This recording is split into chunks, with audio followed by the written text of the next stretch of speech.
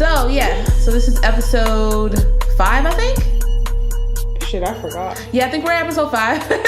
It's been a while. I know we've been on a hiatus for about like 2 weeks. Yeah, we're back. I was institutionalized after the last case. I needed help. I think we both needed help. The way June went, it was kind of crazy. But yeah, welcome back. So since we've been gone for 2 weeks, we're gonna do something a little special for you guys. Kind of like the last episode. This one we're hoping will be 2 hours or maybe even a little bit longer, just to make up for that. And we're also doing 2 cases. We're doing one each. One each. So we're doing this a little bit of a my favorite murder style, you know? Exactly. Oh, we didn't introduce ourselves. Oh, yeah. Well, you should know who we are by now, but, you know, I'm Nia, and that's... Myra. Yes, Nia and Myra, and welcome to Antisocial Murder Club. All right, so, should we We're gonna play rock, paper, scissors? Fine. Rock, paper, scissors, shoot. We both got scissors. Rock, paper, scissors, shoot. Rock, paper, scissors, shoot. Damn it. Myra won. So you go first. Yes. All right, I'm going to go first. So, something that we actually didn't do intentionally, but we're both doing what my favorite murder calls hometown murders. So, my case took place here in D.C., Myra's, I believe, took place in Virginia. Yeah, it took place in Virginia. So, mine actually took place up the street from where I currently live, which is kind of crazy. And mine took place, like, right around the corner from where I grew up, so. Scary. Mm-hmm. Okay, so, let me start then, since I lost the rock, paper, scissors. I am doing the Catherine Fuller case. It is the story of a 49, some places say she was 48-year-old woman who was found in a garage behind 8th and 8th Street Northeast here in D.C. Okay, so our neighbors are enjoying the summer weather, so if you hear any music or anything like that, that's what that is in the background. So yeah, so basically Catherine Fuller was a 49 or 48-year-old woman found in a garage behind 8th and 8th Street in Northeast. She was found brutally beaten to death. Miss Fuller was a small woman. She only weighed 99 pounds, and apparently she was dragged into an alley where police say she was kicked, beaten, and sodomized with a foot-long pipe. And that makes it a lot better. Well, I want to be specific. And the police. The theory is that it was over some money. Some say she had $40. Some people say she had $50 in jewelry. What? Reason why I'm saying this is questionable because this is based off of testimony that you'll learn later on in my findings that a lot of the testimony was coerced. So it's all a bunch of theories and we're not really sure what was actually true or not. But because of her attack, they said that her liver was shattered.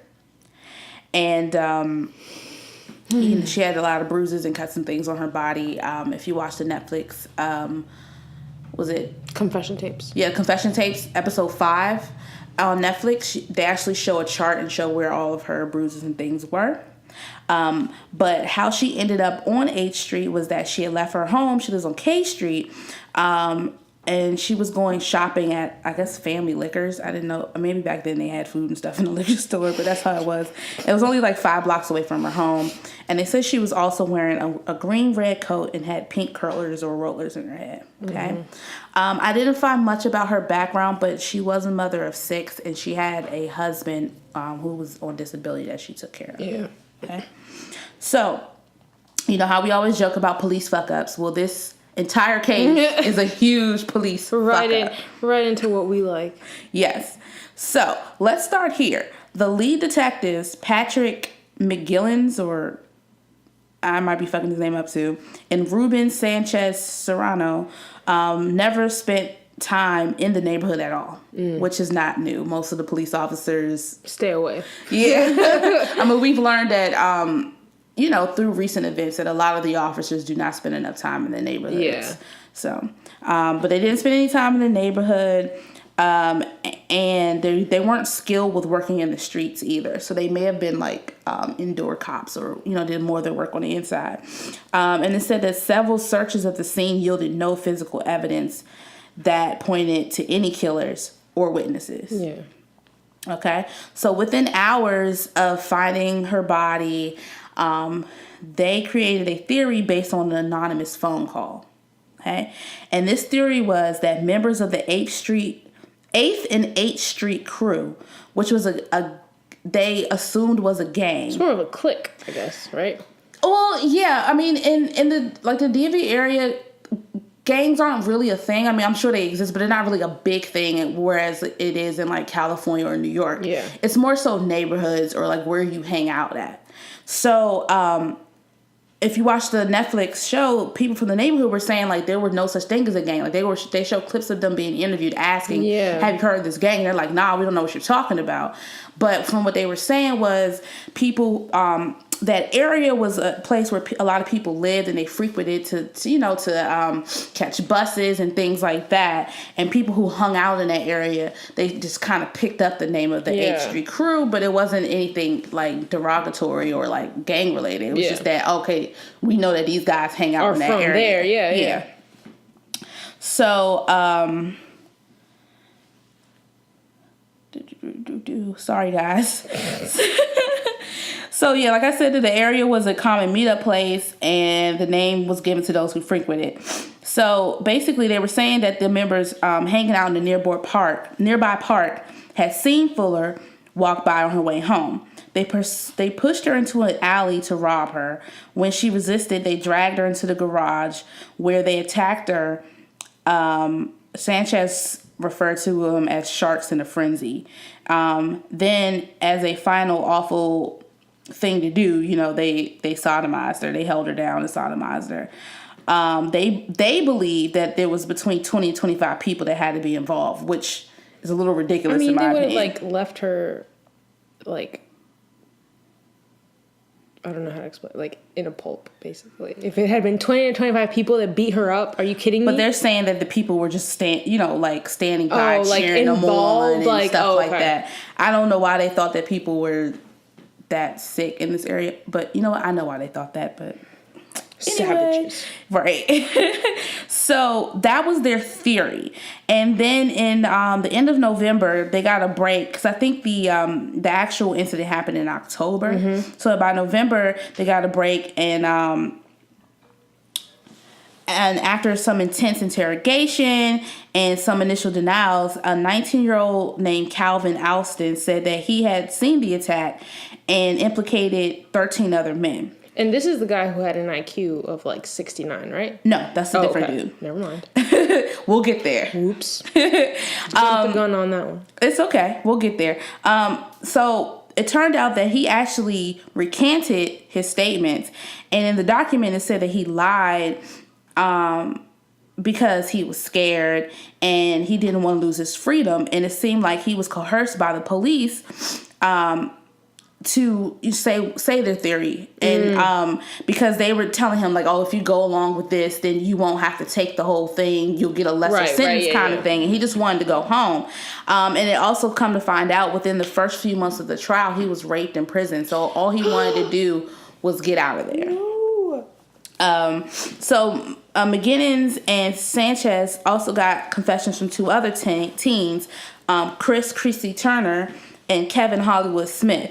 And by the summer of 1985, they had 17 people in custody, and they were all alleged members of that 8th Street crew. So both Chrissy and Kevin said that they were together the day of the murder, and they found out about it because a girl called them that they knew. Right. And she told them that somebody was murdered. They didn't know who it was until the next day when they saw the news, and they were like, oh, wait, we know this lady.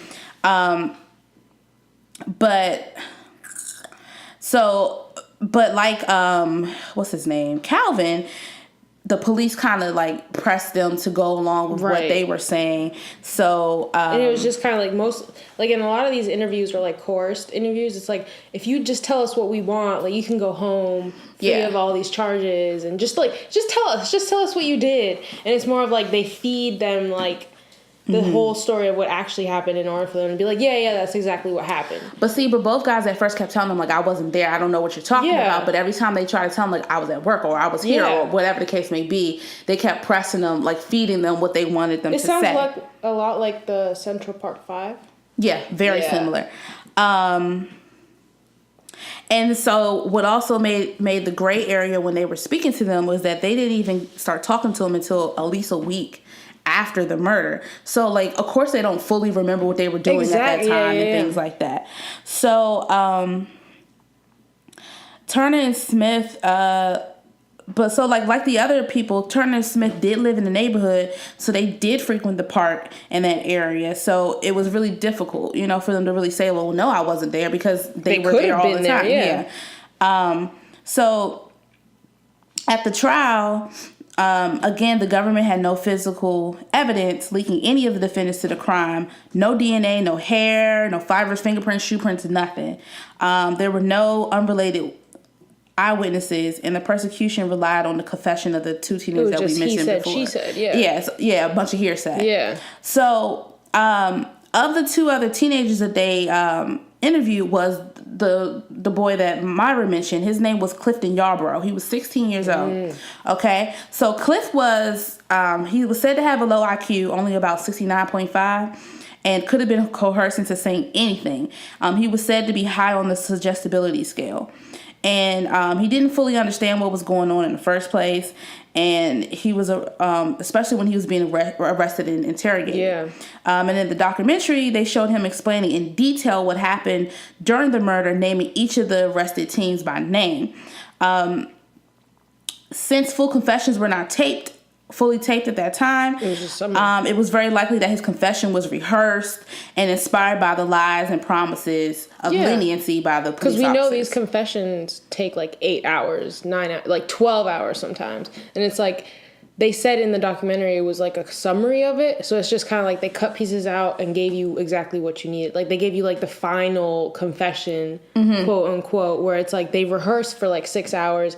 At this point, he's like tired, wants to go home. Yeah. They've already fed him all the information. So he's just telling you what the investigators want to hear. Right. And because he has that low IQ, he thinks that he's just appeasing them. He doesn't realize that he's being tricked into something. Exactly. So, and come to find out that his statements didn't line up with any of the findings of the forensic teams anyway. For example, Clifton said that Calvin stomped Mrs. Fuller out, but there was no evidence of this on her body, because apparently if somebody were to stomp a body, there's going to be footprints on and certain types of bruises and things like that. She didn't have any. He also said the attack happened in a different place than where it actually happened. I think he tried to say it happened like a football field away. Where it's just like you can't see what's happening at the other side of a football field in full detail. Mm-hmm. He also said that her shirt was ripped, but it turned out it wasn't, that her shirt was, she actually had on a sweater and it was pulled above her breast. Yeah. So, although their accounts often differed and were full of mistakes and contradictions, after 5 weeks of trial and 9 days of deliberations, 8 men, including Turner, who had no record, and the prosecution actually offered him a bargain plea to a minor defense to testify for the government. Like always. Yeah, and get 2 to 6 year sentence. He refused, maintaining his innocence. And then also Smith. Both of them were convicted of first degree murder and a life sentence. Okay. So that's essentially what happened as far as who they arrested for the case, what happened to Miss Fuller. But then there's tons of other theories that came out after the fact. It come to find out that a lot of the information was being hidden. Mm-hmm. So I have a few of those. So do we know if these confession tapes are showed to the jury? They weren't, because they were hidden from everybody. Oh, which confessions? You mean, the confessions of the guys that were arrested? I guess they're just shown the summary. Yeah. Oh, okay. Because, again, at that time, they didn't record the entirety of it, so they only showed the, So here's a few of the other theories. So, like I said, the defense lawyers, they didn't know that there were other possible narratives of the Fuller killing. The crime had been committed by, another theory is that I'm sorry, guys, I'm getting a little jumbly. But one of the other theories that the crime had only been committed by one or two other assailants instead Which of makes like more sense. 20 plus that they were trying to say before. It said it was a narrative that could have been as compelling as the official version of events, but also exonerated every one of the accused. So the lawyers didn't know that because of the prosecution had been chosen to hide the information, there were at least 3 key pieces of evidence that pointed to a very different scenario. Mm-hmm. Okay. So again, the evidence was hidden. Right. Okay. So the first one is a few weeks after the crime, a woman by the name of Amy Davis told police that on October 1st, she had gone into the alley behind 8th Street to shoot up some heroin with a friend of hers. Lord. She said while there that she seen a man she knew named James Blue. And he beat up Fuller for just a few dollars. The officer wrote a report about the statement, but it was somehow lost in the shuffle. So she was attacked before being murdered? Like, maybe. I mean, this is what the woman said, but it may have been somebody else. They did say she was shooting up heroin. True. But the police report was lost. Yeah. It was lost in the shuffle. Quote unquote. Right. Meaning it was never really taken down. Mm-hmm. So the report surfaced some 10 months later, and the theory was set, and the trial was fast approaching. So someone by the name of Gordon interviewed Davis, but decided she was not credible. So she was interviewed about it, but they said it wasn't credible, and little investigation was done regarding her story. 3 weeks before the trial began, Blue shot Davis.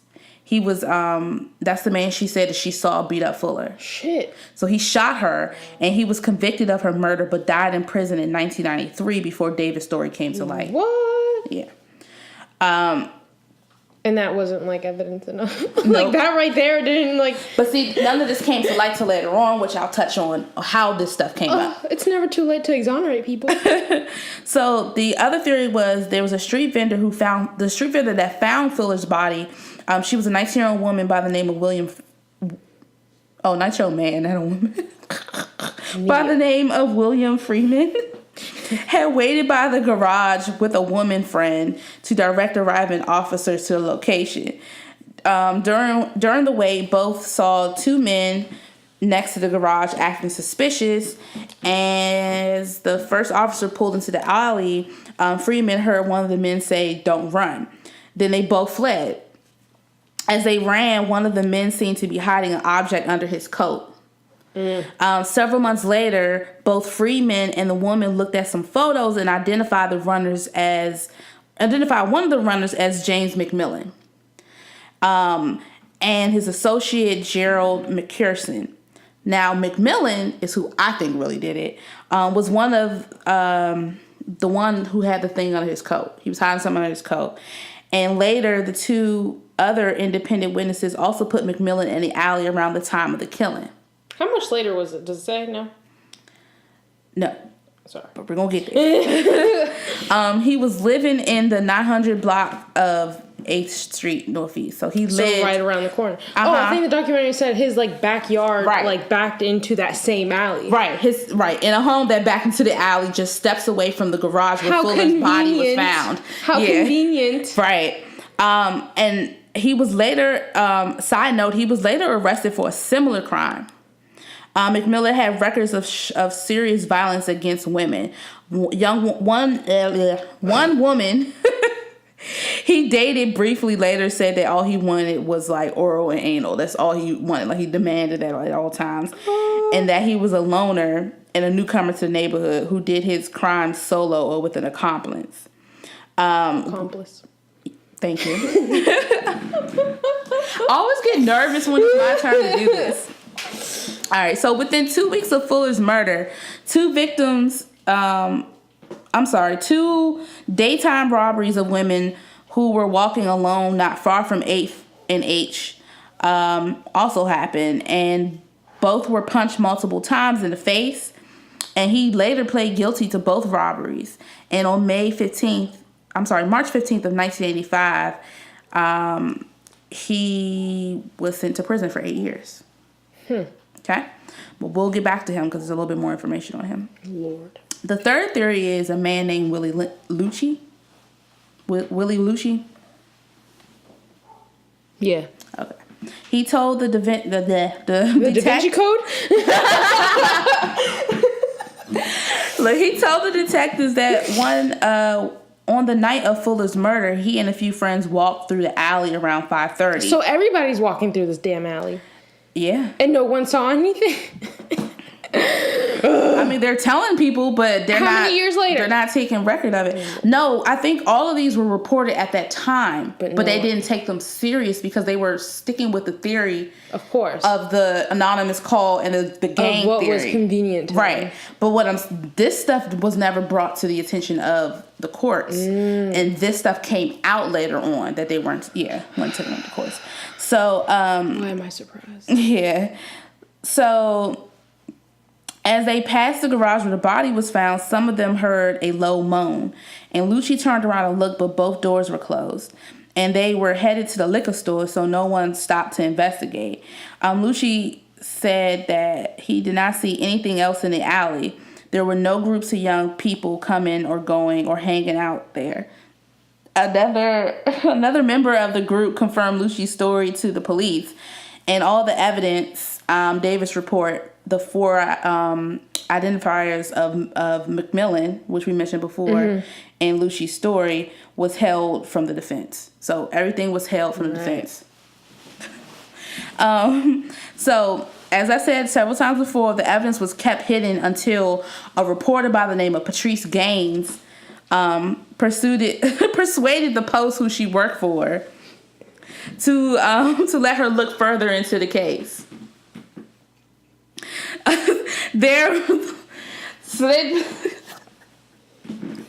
Sorry, we have company and they're making us laugh.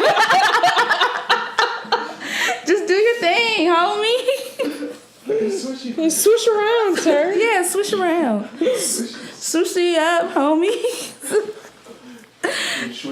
Oh my god. You leaving? Yes. All right. We see you later. See y'all. Drive safe. You too. You too. So, Patrice worked for the Post, and she persuaded him to let her look further into the case because she said that nothing set well with her when it came to the 8 guys. When it came to the 8 guys that were prosecuted, and just the story that they were putting out there all over, right? That it was a gang and all this type of thing. So, and she was from the neighborhood. I believe so. Yeah, yes. so she knew that this wasn't really a gang, right? So the more she learned, the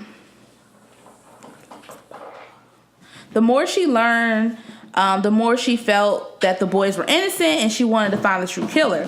So she wrote an article, which was later given to the Mid-Atlantic Innocence Project, who took the case and started doing further research with the help of some lawyers that they paid for. So the Mid-Atlantic Innocence Project and the new lawyers turned up other new evidence and undermined the gang theory. So all the evidence I named was some of what they found. Right. Okay. So they undermined the gang theory, and an expert forensic pathology said that pathologist said that Fuller's injuries, though extensive, were more consistent with a small number of assailants than with 10 or more, like they were trying to say. Yeah, because like I said, like if you have that many people, because like the way, if you watch the confession tapes, the way that guy Clifton explains it, which of course was a coerced like confession, it's like everyone took turns like kicking her, everyone took turns like assaulting her. You'd have like bruises everywhere and like broken ribs, broken bones. And the way that they showed the autopsy photos, it was more of like, it was a like if she got kicked, it was concentrated on one side. Yeah. So it's like, it doesn't make any sense. And like my whole thing is, sorry not to go on a whole like long tangent it's fine here, because we need to fill in more this time. But it's like, as a juror, if you're seeing this, where, like, your logic doesn't come in to say, like, this doesn't make any sense. Like, did they all say, kick her on the right side, under the armpit? Yeah. Like, it just doesn't make any sense. I feel like this was all rushed. like the jury didn't take any time. They were just like, well, there's a confession tape, and then just like took that and ran with it. Yeah, and I feel like they just really wanted to they just really wanted to close the case. Yeah, and it feels like they didn't really investigate. It was just like as soon as they were like, there's this so-called gang, like let's just pin it on them. They didn't even go ahead and like really investigate. Like they said there wasn't any physical evidence, but can we even trust it at this point? Like they could have just like took her body away and not really even investigated. Because I'm pretty sure like I saw that like the pipe pole that was used to like assault her was never found. I'm pretty sure had they looked for it, it might have been there. Yeah. But, like, the way we know cops work, yeah. I'm pretty sure they didn't do everything possible. I feel like they really just wanted to paint this thing about a gang to further their agenda, whatever it was. Because in the 80s, D.C., yeah, there was a drug problem. There were murders. It was the murder capital at that time. Exactly. So it's like, why not, like, just put that on that? Like, no one will look any further. Let's lock up all these young black folk. Yeah, because also the woman that was murdered was a black woman. So they probably was just like, whatever, just black on black crime. Yeah, she was in the alley. She was probably doing drugs. Yeah. And, like, whole time she was, like, not doing drugs. She was, like, a mother of 6, a wife who just happened to go to the store that night. Mm-hmm. So then there was also a crime reconstruction expert who looked into it, and he said that the scene in the garage pointed towards just 1 or 2 attackers. So again, it's reconfirming that the original theory is wrong. So both cooperating witnesses recanted their testimony in sworn affidavits. Affidavits? That's how you pronounce it? Affidavits. I don't even know if that's right. Look, y'all know what we're saying. But they recanted their testimonies, and they said they had lied to save themselves. Okay, so the government slowly turned over more and more documents. Some voluntarily.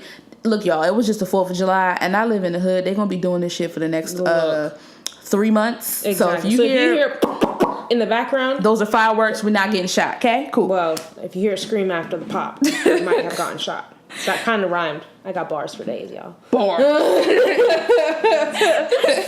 So the government started giving more and more documents over. Some were voluntarily, and some only after court order.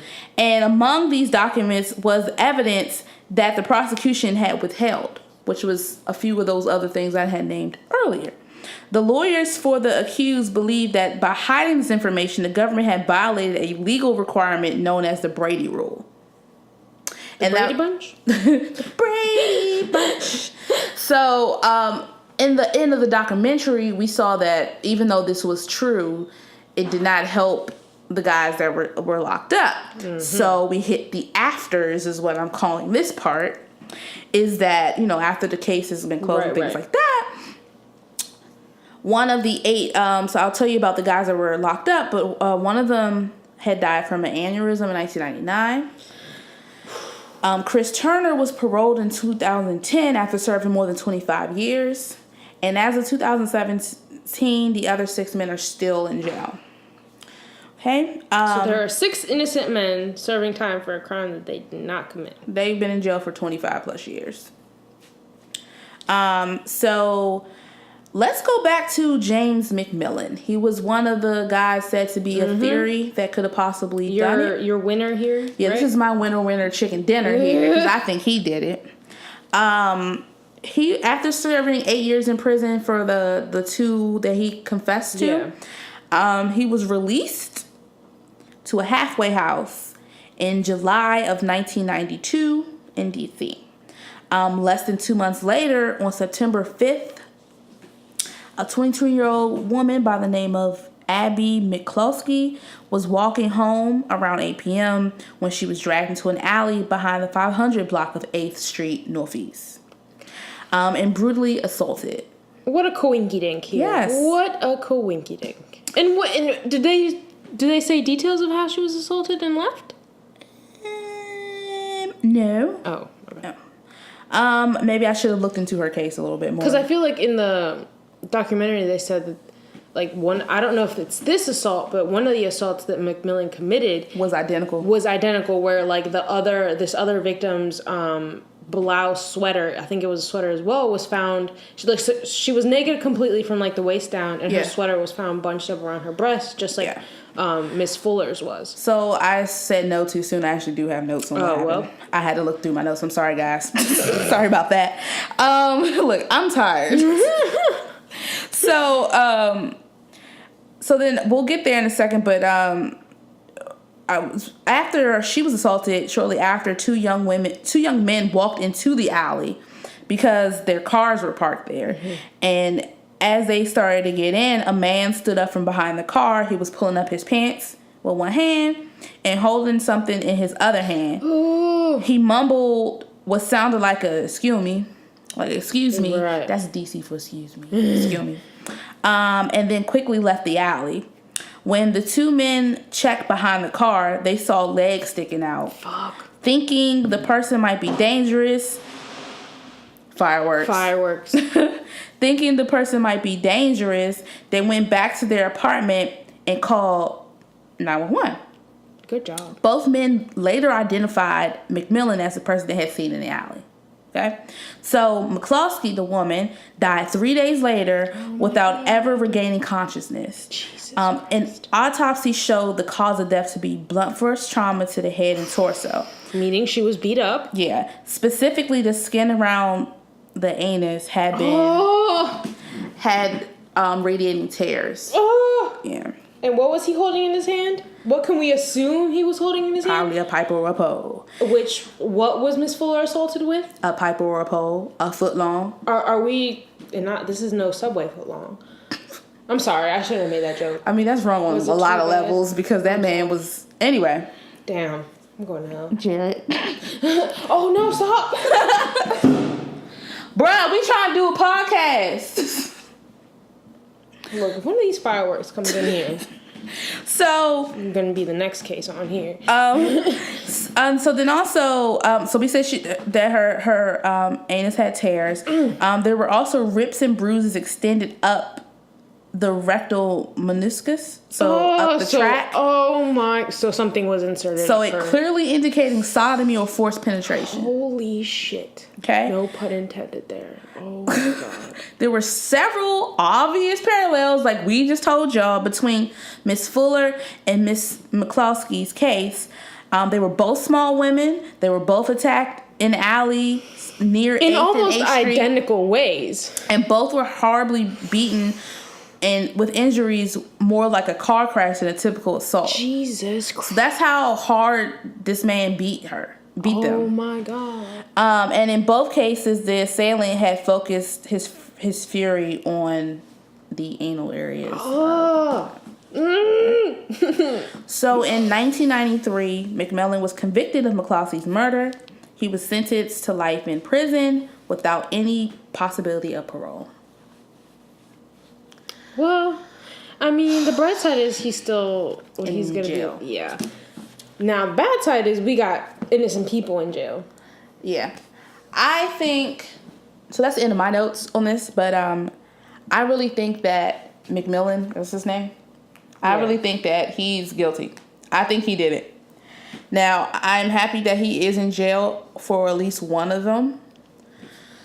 But these innocent guys have to get, like, they've been in there since the 80s. Yeah, they were all teenagers. It's 30 years later. They lost the rest of their lives. Because even if they get out, like, the trauma that they've gone through in jail and, like, just the whole trauma of being innocent. Because, like, sure, you can say, like, oh, well, there's whatever. Like, these people are innocent. Like, I think it's clear here who the actual person is. And, like, oh, my God. I'm just stuck on the fact that they were so pressed to make these young men out to be guilty that they let another man walk and continue to do what was done to Miss Fuller. Exactly. So, and, you know, they've been giving updates as of, I think, earlier this year. of what's going on with this case. So if we get any updates, if we see any, we'll try to let you guys know. But this is a case that's actually been a big deal for the community for a long time. Yeah, I mean, how can it not be? Because I feel like the documentary showed that a lot of the families and a lot of the people that were, like, involved or friends or anything are still in this community. Mm-hmm. So it's, like, something that, you know, you can never get past. Yeah. It's very heavy, and, you know, anybody that knows, like, the D.C., Maryland, Virginia area is a very small area, mm-hmm. And most of the people are very tight-knit, so. Yeah. So, but that's what happened to Miss Fuller. I wish her family the best, and I, you know, I do hope that they eventually close this case. Right this wrong. Yeah, I don't know how they're going to get these people's lives back, but. Because no amount of money is going to pay for, like, the damages done to these people. Yep. All right. So if we had sponsors, this is where we would take a break and hear from our sponsors. Cue elevator music. Right. Actually, you know what? Talkspace, reach out to us. God damn it. I need some therapy. Yeah, especially after all this research we have to do. Look, I came in here thinking this was going to be a smooth week, and then Nia hits me with this goddamn brutal case, and I was just like... It was like flashbacks. Your heart. Oh my God. Well, I mean, I should probably get used to it. It's not like we don't read this mess all the time. Look, these cases that we choose be like terrible. Yeah. All right. Well, your turn. All right. So I chose the Southside Strangler, the case of Timothy Spencer. He's actually like the person that committed the crime. But I chose this because, so it was actually like 2 areas in Virginia where he committed these crimes. And so, like, Richmond, my sister went to school in VCU, so I know Richmond. And where he committed his, like, other crimes, 2 crimes, was Arlington, Virginia, which was, like... So the part that he lived in and where these crimes were committed, I remember walking, like, all the time. Like, at least, like, a couple times every month. Mm-hmm. Around with, like, my mom. And, like... in the episode of Forensic Files that I watched, I was like, hey, this looks very familiar. So it's like, it was really a hometown murder. And my mom, she actually, like, moved to Virginia around the same time. So I asked her, like, do you remember this case? And she was like, yeah, I remember it being in the news and everything. And she, like, told me her own little story about almost being, like, raped and shit in Arlington when she got here. So it was like, damn, Swami. Yeah. I'm glad it didn't happen to her. Yeah, I'm like, it's very, yeah. It's crazy how everybody knows someone who's been sexually assaulted. Yeah. And I think we've all had, like, stories of it, like, in one way or another, yeah. And, yeah, as women, that's what we go through. Mm-hmm. All right, so, again, this is the case of the Southside Strangler. I'm going to shout out episode, well... So we had a little dilemma here. Amazon fucked me up. I thought it was season 16, episode 1, because that's what my Google search brought up of Forensic Files. But apparently it's season 1, episode 6 on Amazon. Either way, just look up Forensic Files, Southside Strangler. Or I just typed in Southside and it came right up. And it came up on Amazon. Yeah. Whichever. But it's like a 20-minute episode. It has a lot of details, but I also referred to another, like, article and also, like, Wikipedia just to, like, cross-reference and whatever for my information. So, the year is 1987. It's December 1st in Arlington, Virginia. Hey, that's the year I was born. Really? Mm-hmm. Aww. It was your baby. I was in, like, that atmosphere at that point. You weren't even thought of? Yeah, my mom was single in 1987. Uh-oh. My mom was doing her thing out there. Yes, ma'am. All right, so December 1st, 1987, Arlington, Virginia, the body of 44-year-old Susan Tucker was discovered. Now, Susan Tucker was a publications editor who worked for the United States Forestry Service. She was spending the Thanksgiving holiday alone since her husband was out of the country for work. So she was home alone. The neighbors called the police after noticing that one of her windows was open for, like, days on end, which apparently wasn't usual, so they had a welfare check. When the police arrived, they found the front door was ajar and a woman's purse/belongings were all thrown on the ground in the foyer as soon as they came into the house. Oh, man. So Susan's decomposing body was found face down on her bed with her hands and feet tied behind her back. Her head was hanging off the side of the bed. It wasn't like decapitated. It was just like she was laying like diagonally, and like if you lay diagonally, your head is gonna like hang across. So how long was she in the house? So apparently she died like she had been in the house for 4 days. Okay. Before being found. She had been raped. The cause of death was strangulation. Evidence showed that the killer remained in the house for a long period of time following the murder. There was like multiple semen stains around, so it looked like he assaulted her while alive and then kind of like masturbated. After she died? Yes. So what's that? Is that necrophilia? I don't think so, because he didn't like have sex with the body. It was just kind of like, I think he might have been like reminiscing what had just happened, and I mean, which kind of could be like the same type of, right? Yeah, maybe it's like a subcategory or something. Look. So, the killer was very cautious. Police came to, like, the conclusion that he was very cautious. He took the time to wipe off surfaces he touched, which included wiping off the footprint that he left when climbing in through the basement window. On top of, like, a washing machine, he, like, wiped off the footprint and made sure he didn't leave anything. He wore gloves, which, of course, left no fingerprints. And police came to the conclusion that this showed that he had, like, a history of burglary. But I'm confused. You go that far to wipe up everything else, but not your.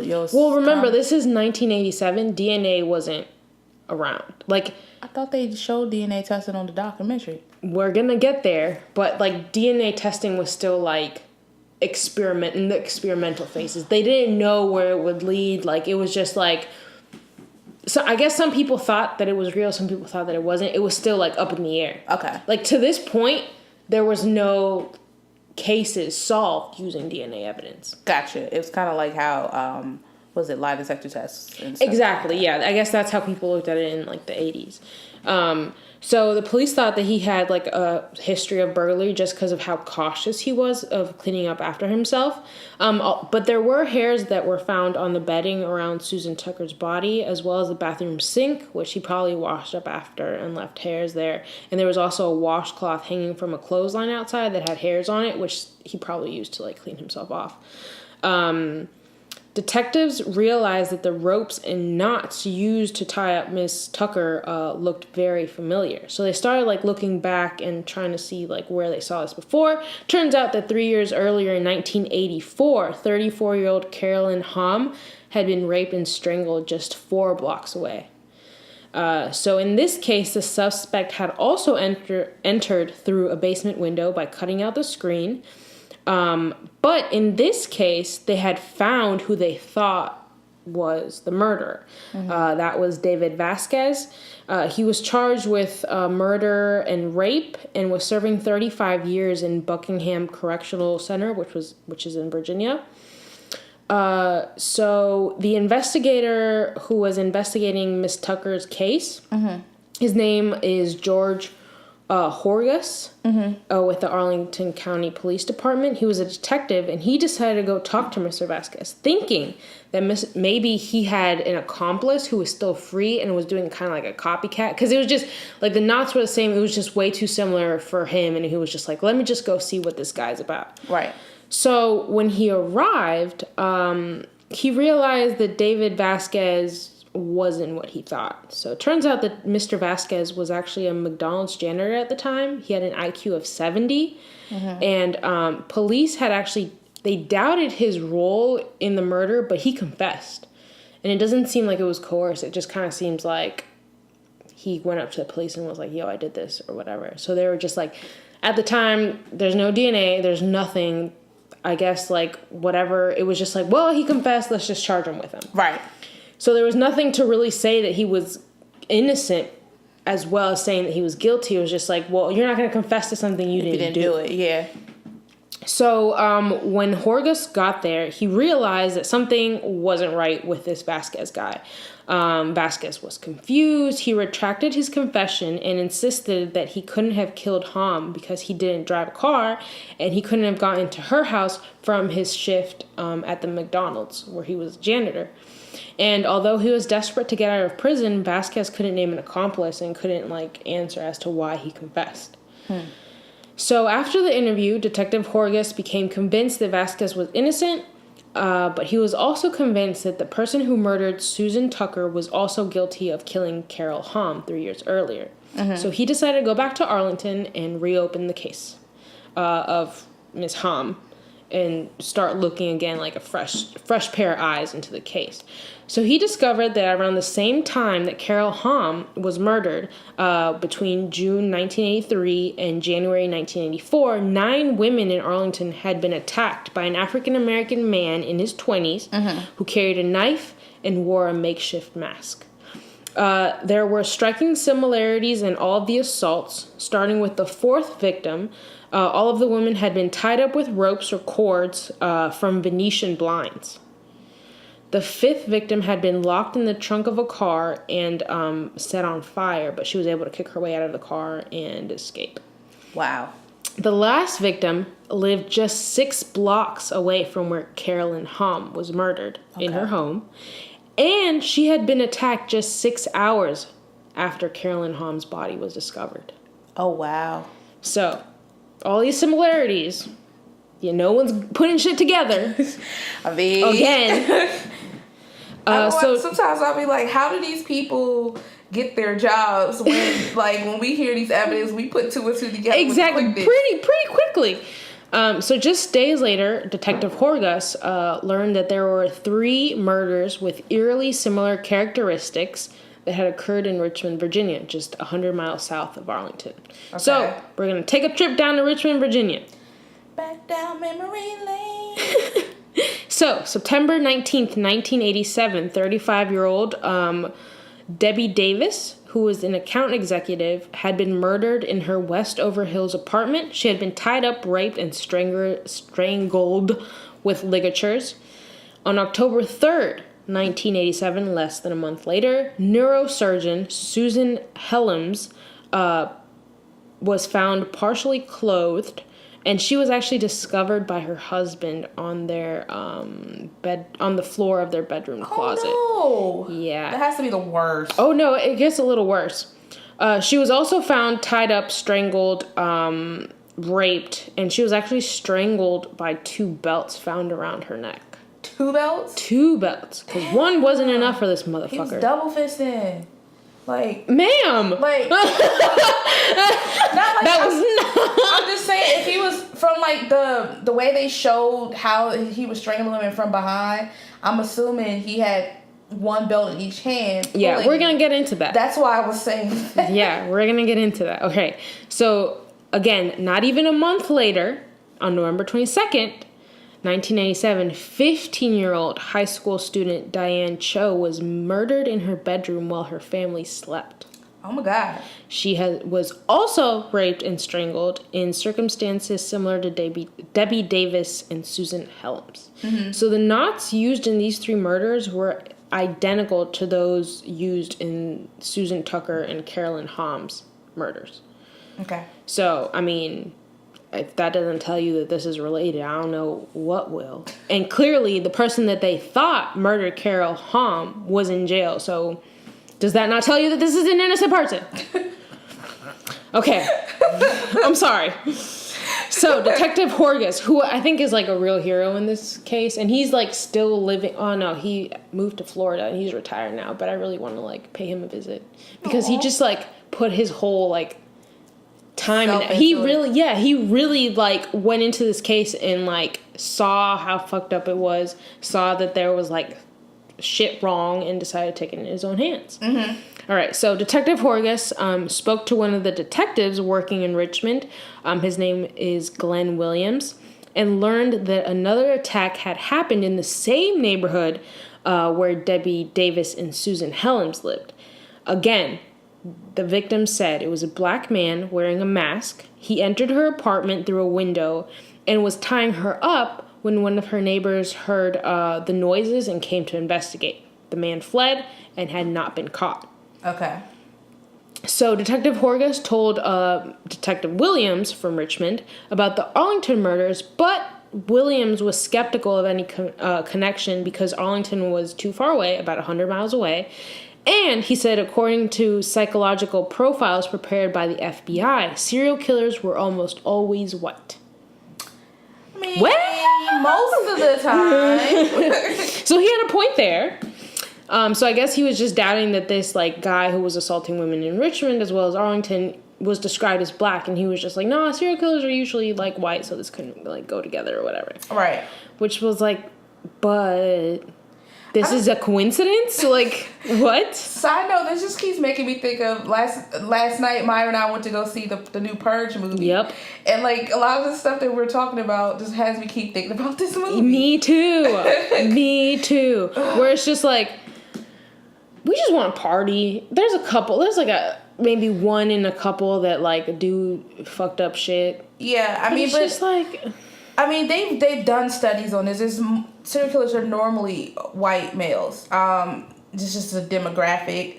People of color normally do not kill just for no apparent reason. It's usually, exactly something behind it. Yep. And just like what was the Cleveland Strangler, who was a black man? He was mentally disturbed, so that was his reason. Exactly. Even though that's not really an excuse. I don't think so either, but it's kind of like an explanation. Yeah, because normally serial killers are not of color.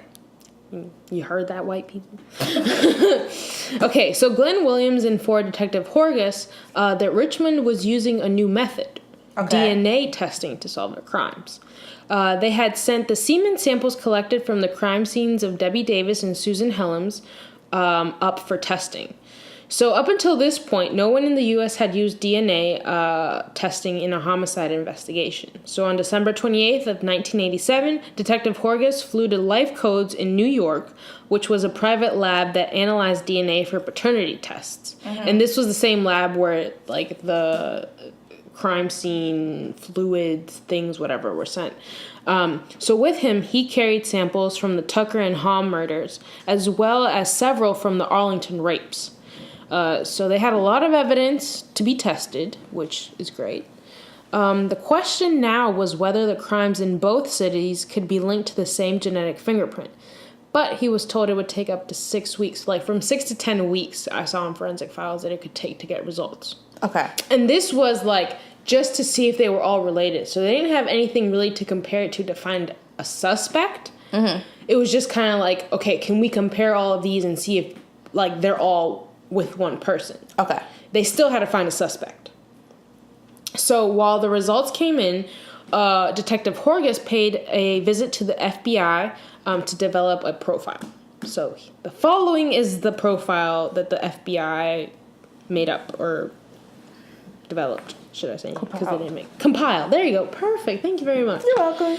All right. So the attacks of the victims in their home suggested that the murderer had stalked them before committing the crimes. Because he, like, kind of knew where to enter from, where it would be best to enter, and, like, all that. Which was, like, very ballsy to do.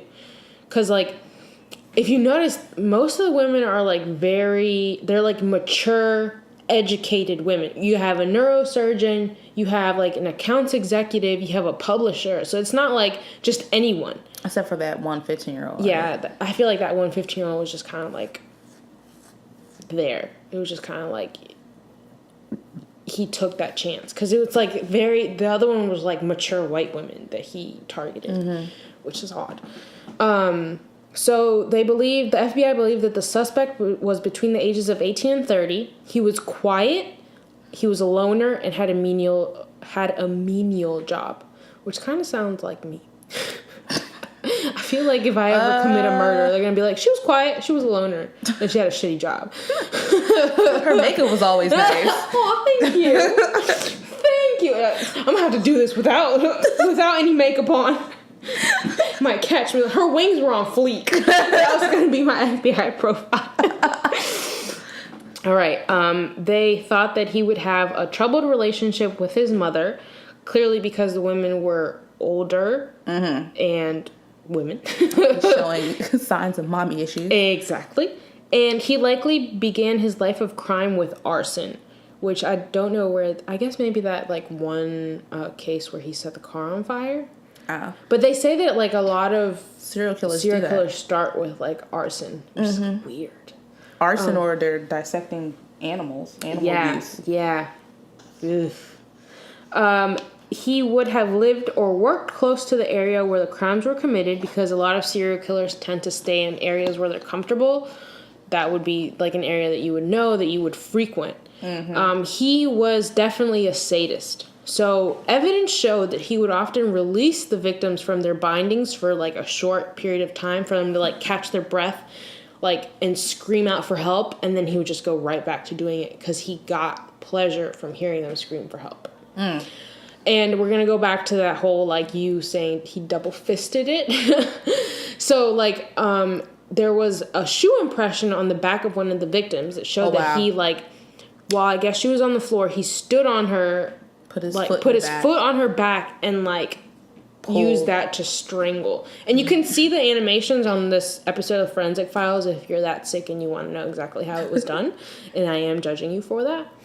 One profiler specifically said that such a predator would only stop attacking women if he died or was locked up, meaning the dates on which the rapes and murders occurred and the gaps between were telling. They advised Detective Horgus to look for someone who had been arrested for burglary shortly after the Hahn murder in January 1984 and was released just before the first Richmond murder in September 1987. Okay. So he was that sick that he just couldn't stop. And the only way to stop him was, like, to lock him up. Locked up. Yeah. Because clearly he wasn't dead. So Horgus had been with the Arlington County Police Department for 16 years, and he knew that if this perp had committed any other crimes in the area, he would have known. So he would have, like, either arrested him or been somehow involved in the case. So he knew Detective Horgus knew who this person was. He just had to, like, narrow it down. So he returned to the scene of the very first sexual assault in Arlington, which had occurred in June of 1983. In this case, the rapist, or the suspect, abducted his first victim from a phone booth at the intersection of South Glebe Road and 2nd Street. Hey, I know where that is. Yep, and I walked through South Glebe Road so many times. And then he parked his car on South Oxford Street and assaulted the woman in a nearby wooded lot. So, like, around that whole area was where he must have lived or at least frequented or was arrested in that area. South Glebe Road was over there by, like, Potomac Yards, right? Yeah. I used to go to a recording studio right there. Yeah. All the time. Mm-hmm. Yeah. Scary. Me and my mom used to walk there because there's, like, 4 Mile Run also kind of intersects on that same area. The DMV is near there, so we used to, like, walk from our house there. Because we lived, like, right up near, like, North Glebe Road. Gotcha. So we would walk all the way down to South Glebe Road. Like, I grew up, that whole area is, like, to me, is, like, my playground. I used to be there, like, hours of the night. All kind of because I was always in the studio. Me and my mom would do that, too. Damn, I could have ran into you sooner, son. Yeah. To me in that studio. So Detective Horgus, he tried to remember who he had arrested on or near South Oxford Street because he knew this, like, that would narrow it down a lot, and he could, like, probably remember someone that would fit into these characteristics. Again, this person would have committed some sort of arson and had a history of burglary, so I'm sure it would be really easy to narrow it down from that point on. Right. So after days of racking his brain, he came up with the name Timmy. He remembered this guy named Timmy who had a history of all of this. Timmy Turner? Is that what you're remembering? Why are you smiling? If you watch South Park. Okay, then. I don't watch it. It wasn't a regular show for me, but I do remember there was a character named Timmy. Was he a murderer? No, he was touched. Oh, shit. And he was in the wheelchair, and all he could say was Timmy. Oh, no. It was a very problematic joke. Well, never mind. All right, so Detective Horgus remembered Timmy, but couldn't remember what his last name was. But after multiple days of racking his brain again, on January 6th, he remembered Timothy Spencer. So, Detective Horgus did a quick preliminary driver's license check. I guess this just gives you, like, addresses and all that. It's not, like, a huge background check. For Timothy Spencer. Records showed that his current address was in Richmond, Virginia. Ding, ding, ding, ding, ding. Yes. So, Detective Horgus then found Spencer's police record. He'd been arrested on January 29th, 1984 for a burglary in Alexandria, 4 days after Carolyn Hamm's body was found. He'd been released to a halfway house on Richmond's South Side on September 4th, 1987, just 2 weeks before Debbie Davis was killed. So he fit into the whole criteria from the FBI agent saying that, like, he had to have been locked up between this gap in order for him to, like, not kill. So Spencer's mother actually lived less than a mile from the 2 murder sites in Arlington and only 200 yards from the spot on Oxford Street where the first rape was committed in 1983. So, I mean, if this doesn't tell you who it was... He's been raping for a minute. Yep. So, we're going to move on to the arrest. So, with DNA results not in yet, Detective Horgus's only hope was to present evidence to a grand jury in Arlington to get an indictment. On January 20th of 1988 at 5:50 p.m., with an indictment in hand, he arrested Timothy Spencer at a halfway house in Richmond on suspicion of burglary. He hoped that using the long drive back to Arlington, Spencer would talk, but with no hard evidence, he knew that there was only 2 ways to prove the case against Spencer. That was either to get Spencer to confess or to get him to volunteer a blood sample to compare to that was at Life Codes in New York. Okay. So he asked Spencer one last time. So, like, they were in the car and he was, like, trying to get him to, like, confess, but he was just, like, not budging. He really wasn't talking. He wasn't saying anything. As they approached Arlington and were almost near, like, the jail, I guess, he asked him one last time to submit a blood test, saying that it was needed to compare to some blood found on a broken window in a burglary case, burglary case which they were trying to get him for. And I guess he told him, like, hey, if we have your blood, we can, like, say it wasn't you or whatever. And to Horgus's astonishment, Spencer agreed. So Horgus was so surprised that he agreed that he actually began to wonder whether or not Spencer was actually innocent. Okay. Because it's just like, if you did it, why would you, like, say, yeah, go ahead, take my blood, compare it, you know, knowing that you committed all this shit. Unless and, like, he wanted to get caught. Well, it turns out that, like, with, like, DNA testing still being in its, like, infancy, Spencer probably thought that they couldn't do that, like, that they couldn't compare him. That right. They think that, like, some people still don't get how semen and blood can be, like, related. Which doesn't make any sense. Comes out the same body. Exactly. Thank you very much. So Horgus got that blood sample from Spencer, and he flew to New York to Life Codes and gave them that blood sample. So again, this would take another 6 to 10 weeks. Because God knows why DNA takes so long, but I mean... So now it's March 16th of 1988. Spencer's DNA... So the results came in. Spencer's DNA matched that DNA left at the murders of Susan Tucker, Debbie Davis, and Susan Helms, as well as one of the Arlington rapes that occurred 4 years earlier. Now, I'm guessing that, like, it didn't all match together because there must have been some mishandling. Maybe there wasn't enough in the other cases. But, I mean, we can gather that, like, basically he did all of this. Right. So on July 11th of 1988, Timothy Wilson Spencer went on trial in Arlington for the murder of Susan Tucker. And on July 16th, after just 6 hours of deliberation, the jury found Spencer guilty of murder and imposed the death penalty. Which, like, 6 hours is way too long when there's DNA. Like, what do you need to question? Well, I mean, I guess it has to do with the time, but yeah, what is it a question? Exactly. I'd just be like, you said the DNA master? Let's go. Give me 5 minutes. You're arrested. Exactly. Let's go. So the day after the trial, Detective Horgus began the process of setting Vasquez free. Remember, he was serving 35 years in prison for the murder of Carol Hamm. Right. So now that you have all this evidence that this guy did it, we know that Vasquez is innocent. Let him free. Exactly.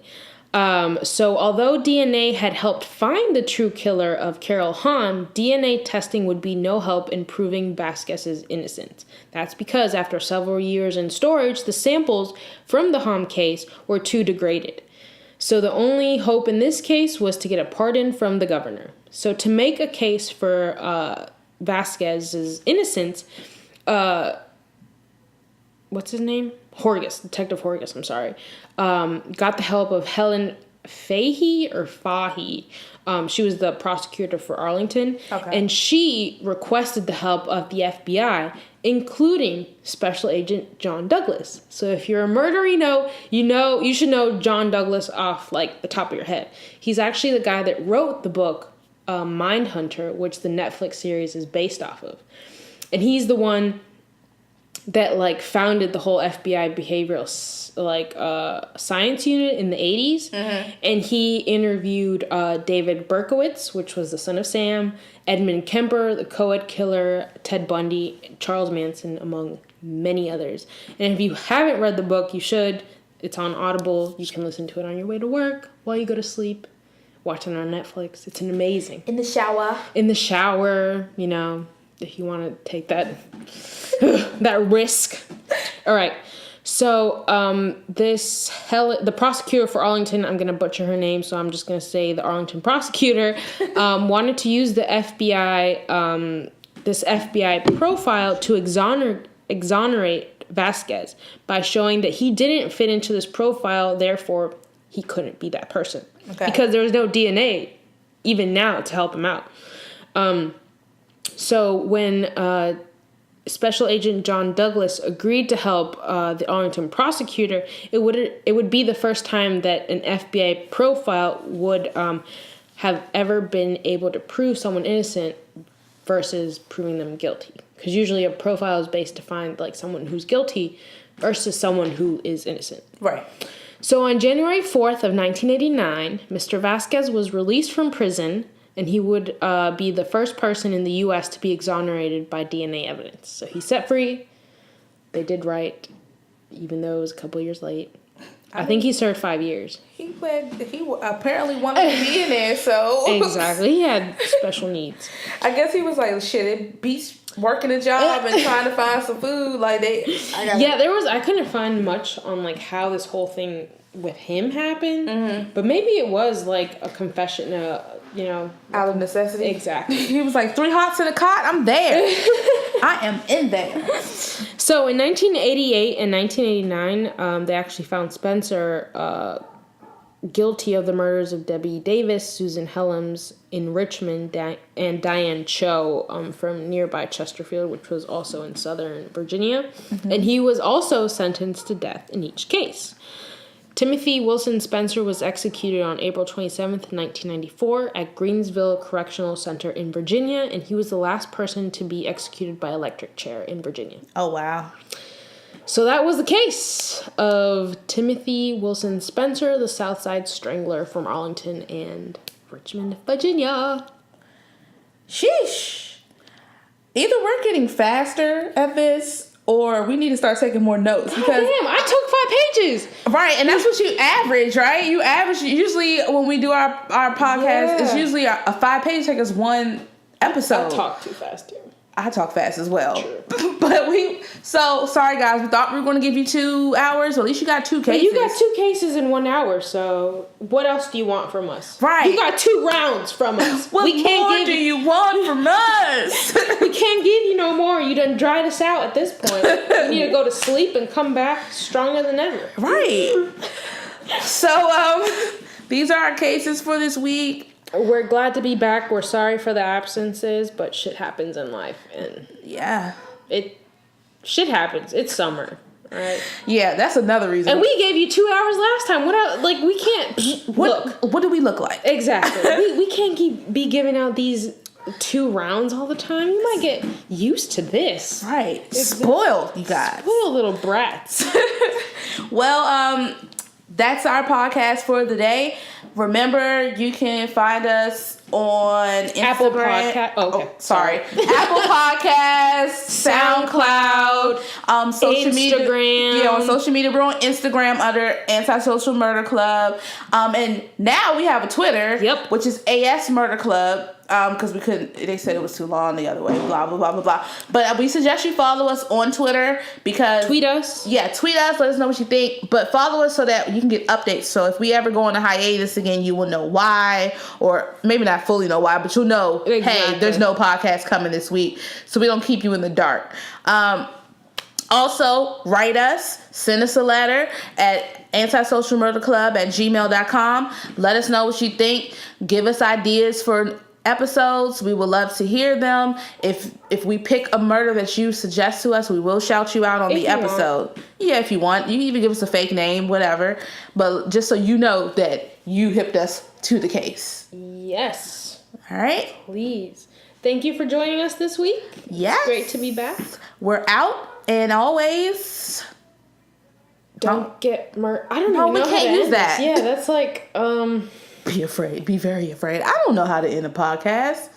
just like have a good day, enjoy your life. Yeah, while it whatever. lasts. You never know when you're gonna get murdered. Well, hopefully we help you not get murdered. Anyway. But if you do, let us know your case. Tell your family. From the dead? Come visit us at our seances. Yes. Wow. All right, guys. Have a great weekend. Stay safe. Bye. Bye. Fuck this shit, I'm out.